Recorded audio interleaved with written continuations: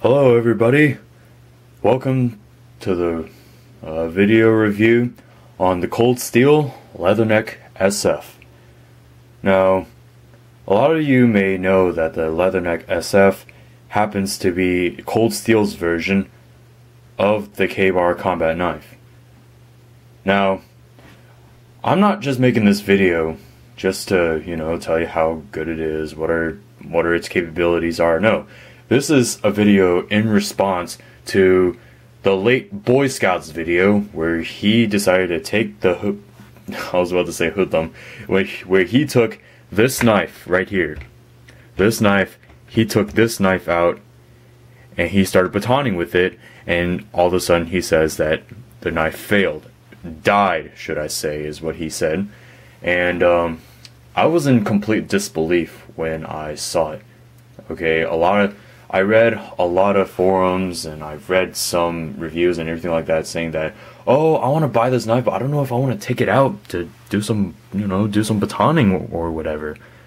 I thought to myself, you know what? Just as Nut and Fancy say, it's steel versus wood. Steel should always win, no questions about it. So I bought this knife right here. This knife that you're looking at. I decided to buy one of these and I wanted to take it out for myself to see if it really is that weak. Apparently when the late Boy Scout got his knife broken, he sent it back to Cold Steel. Apparently Cold Steel sent him a letter saying that batoning was an abuse and that the knife had like a bad heat treatment. So if it's that, then I wanted to go out and test the knife for myself. And, well, look at it. I thrashed the living poo out of this thing. Poo. I thrashed the crap out of this thing, and look how it came out. The proof? Look at the wear in the Teflon coating. Look at how much I thrashed on this thing. I mean, just look at it. Okay, the so-called badge of honor that Nut and Fancy calls it is the proof that this knife can withstand batoning. Cold Steel markets this blade as a utility/combat knife for soldiers. My views, I say this is utility knife, combat knife, and it can be a medium to medium heavy to even heavy duty survival knife. You can, if you ever get lost in the woods, take this guy out and just start, doing your little woodwork, start batoning with it, chop up some wood, or you can like do some cross grain batoning on it if you want to. I mean, really depends on what you are, I guess. It really depends on what you are and what you're doing with this knife. So in this video, I'm also going to be using Nut and Fancy's talking points. Nut and Fancy, I hope you don't mind, but I don't really have it on the table right now, so I'm just gonna have to try my best to remember what they are.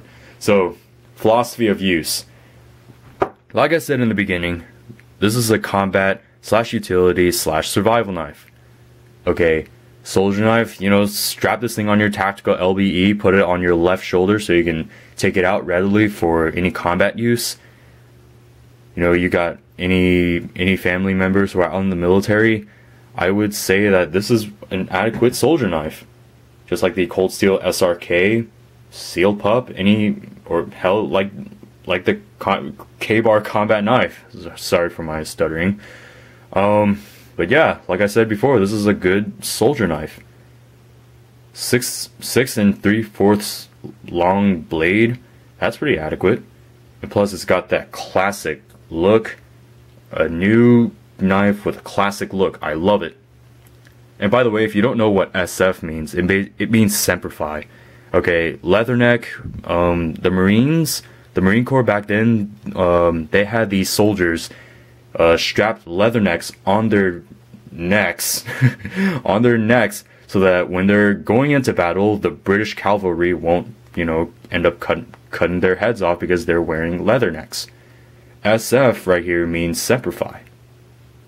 Semper Fidelis, if I'm pronouncing it right. I actually have a good friend of mine who is in the Marine Corps right now. Completed a full 4 years of ROTC. Yeah, being irrelevant, just like None Fancy. I'm being a little irrelevant on things, but like I said before, this is a good soldier knife. How about as a utility knife? You can do that. Cut some rope, opening up some crates, food preparation, all these sort of things that you would use with a knife like this. And more importantly, this can also be used as a combat knife, fighting knife. I'm not, just like None Fancy, I'm not really the advocate of knife fighting because the chances of that ever happening, it's very slim. Like, are you really going to be going out into the middle of the streets and then some guy pulls out a weapon on you and you're going to take your knife out and go charge at him? No. Come on. Let's be real.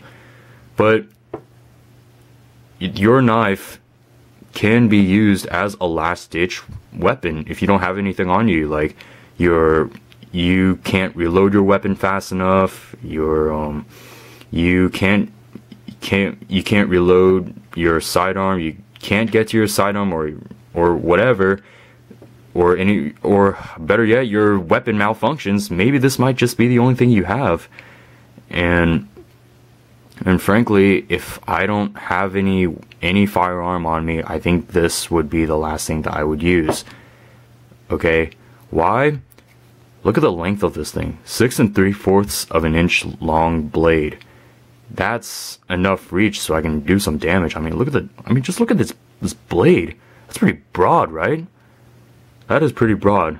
Like, I would not want to come across a guy who's armed with a knife like this and try to fight him. No, it's just not going to happen. It'll be a pretty scary situation, actually. Quality, it's excellent. I mean, just look at this thing. I thumped the living hell out of this thing, and it stood out the test of time. Yes, it is made overseas. I don't know if you could see that or not. Come on, camera, focus. I can't do it, but it says made in Taiwan. My place of origin, yes, I am Taiwanese. But a lot of guys, at least the ones that I know, they don't like things that are made overseas. You know, that thing is made in China, it's probably made cheap. Well, it's really all about quality control. I mean, you're going overseas and you have the knives over there. It might be some good mystery steel. It might be some kind of steel that they just took from a kid's wagon and they just melted it and turned it into a knife. You might get something like that. But like I said before, it's about quality control. And besides, Taiwan, they make a lot of good stuff. I don't see why everybody's being all aggressive on saying, oh, but I want my knife to be made in America. I mean, come on. Like, what's wrong with overseas produced knives? I mean, I'm pretty sure we're all human. I'm pretty sure we all could follow the standards in which all knife companies should abide by, right? Like if you have a problem with Chinese people or Japanese, or in this case Taiwanese people making your products, why do you bother letting them make it, right? You have overseas foreign market allies and all that sort of things. Come on, it's just ridiculous. Okay, but but if you want it to be made in America, it'll go from a $50 knife to, I don't know, $90 knife. Something like that, right? It's a good splitter too. I went out and I started batoning with this knife and it held up. I mean, like I said, quality, it's excellent. It's very adequate. I would give it a 4.87 stars out of 5 if I were to rate it. I mean, that's how much this knife would work, right? I'm not a good reviewer. This is like my first knife review. Bear with me if you don't like the way how I'm talking, but yeah.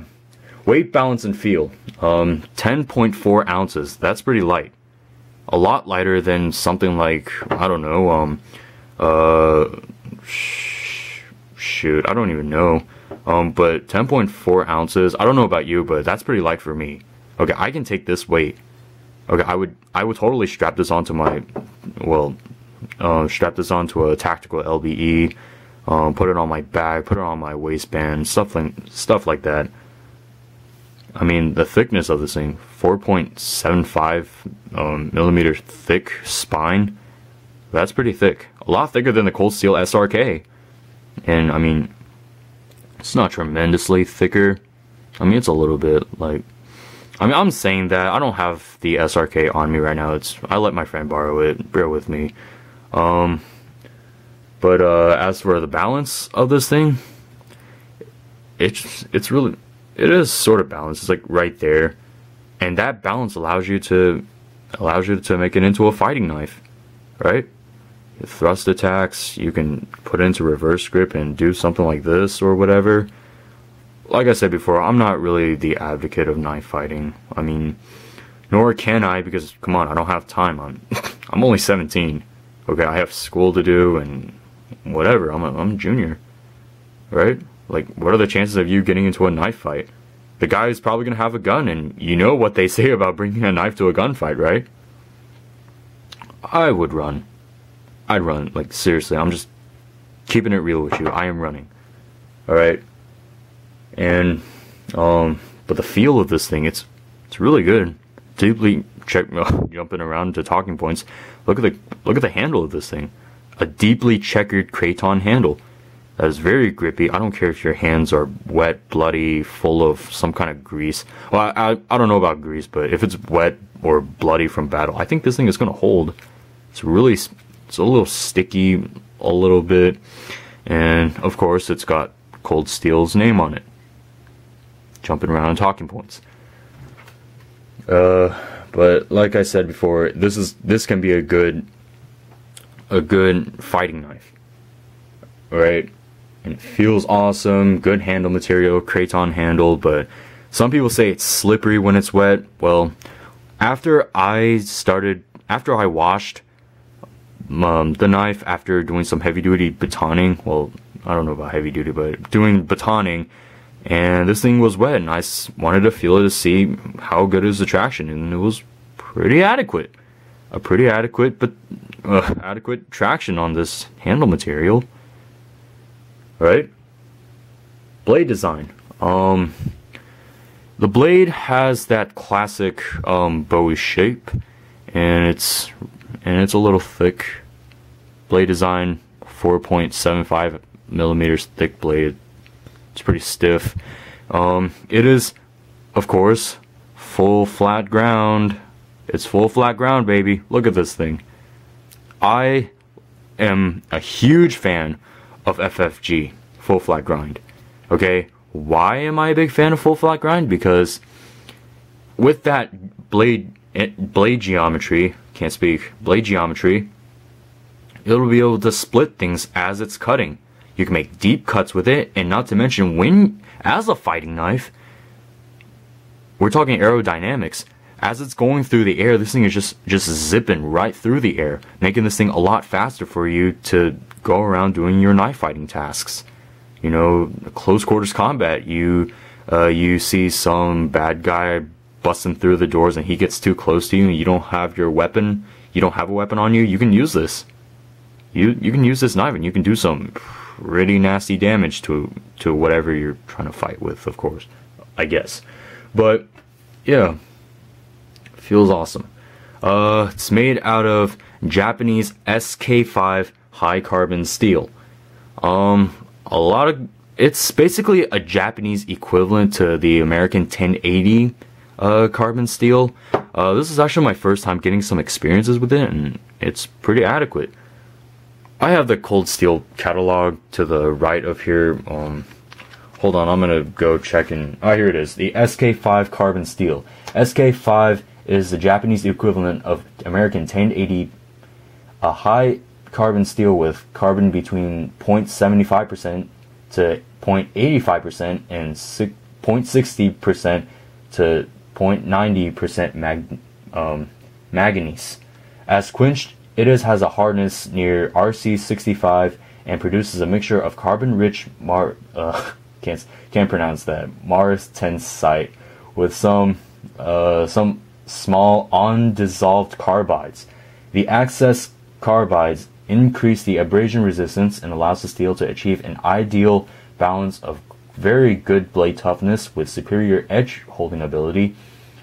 Due to these characteristics, this grade of steel has been used traditionally for making a variety of hand tools, including chisels and wood cutting saws, and has stood the test of time and use over many years in many countries.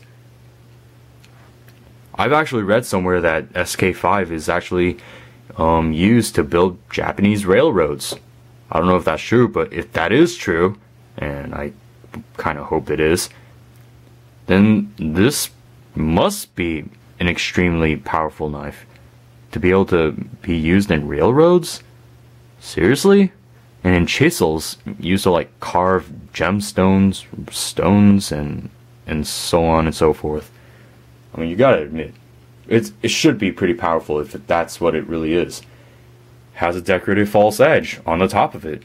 So if you really want to make this into a fighting knife, you can, do your work and start sharpening on this part.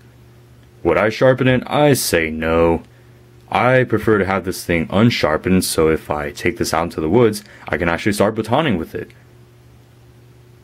I mean, you probably can baton with it, even if it does have an edge right here, but I wouldn't do that. Because then it's gonna get stuck. Your baton's gonna get stuck, and it's just gonna be a big hassle for you. I mean, I just don't do that to none of my blades, unless it's made to be a double-edged knife, like a switchblade or a dagger or anything like that. Well, I don't know about switchblade, but at least daggers. Daggers, yes, I would like it to have a double edge, so I can do quick. I don't know what you call it, where you make one stroke and then you can just come right back. I don't know what that's called. Again, this is my first review. You don't like how I'm just talking, stuttering, and making these vague notes. I don't. Just bear with me, please. And of course, the blade is coated with Teflon. I don't like Teflon. Okay, I'm being honest with you. I don't like Teflon because of the fact that it comes off rather easily through some hard use. You can see it right here. I mean, if you thrash on it really, really, really hard, it will come off. I mean, there's this one scratch. I don't know if you can see that little scratch right there. I don't know, right there. That's actually from the sheath. I don't know how that was even possible. Like, I just took it out and then boom, it just stood out. That's how easily Teflon comes on, and Cold Steel was very fond with the Teflon coating, saying, "Oh, it's really powerful. It can be used to make I don't know. It's a good coat." But if you don't use it, yeah, you can have it as a tactical knife, and if you're doing night operations as like a Navy SEAL, doing some night operations, everything like that, and you gotta, for some reason, and I hope you don't have to do this, creep up behind somebody with this knife and take him out. No need to be graphic here, but yeah, the blackness of this knife keeps it from being reflecting. Well, I can actually make it really reflective through my lamp, but no problem, and so on and so forth. Handle material, handle/guard. Like I said before, it's made of kraton. It is made out of kraton. Deeply checkered. I really like it. It's pretty good. It's got some good traction.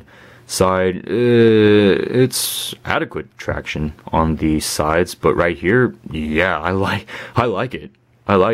And it's really grippy. You can really hold on to it. And of course, it's got the double quillion, just like the original K-bar knife. But the original K-bar knife, the handle guard right here was actually swept downwards. With the Leatherneck SF, it's actually swept upwards. And I like it like that, because this way, if it's swept downwards, then it's just going to be a real inconvenience for me to try to, hold on to this thing, choke it up, and try to do some fine detail work. Give it lots of control, doing something like that, whatever. I like it swept upward more, because then I can get some more room and I can choke it up right here and do some fine detail work like that. Okay, I'm about to run out of time soon. I gotta make this quick. So, yeah, of course it's a full tang knife. You can see at the end of the butt, you can see at the bottom right here, you can see that the tang is sticking out just a little bit. I don't know if you can see that or not. Speaking of handles, just like the original K-bar, it's got this pommel, so you can do some hammering tasks with it, non-lethal impacts, all these great stuff, just like the original K-bar knife. A new knife with a classic look. I love it. Sheath. Where did it go? Where did I put my sheath? Oh, there it is. Hold up. Oh, hit the tripod. Here it is. This is the sheath for it. It is, of course, the SecureX sheath, and it's pretty adequate. You can put your knife in here and so on and so forth, and it holds it in. A little bit of rattle, I don't have any problems with it. Plus, it has a really small drain hole. A lot of knives that I've viewed and seen before, their drain holes are sometimes a little bit bigger. Take note of the Buck Hoodlum, which is away getting a sheath made. The drain hole on this thing is pretty small. So tiny. I mean, if you go into the water and you come back out, and then the next thing you know, the inside of your sheath is completely full of water, and you got this small drain hole right here, just like, draining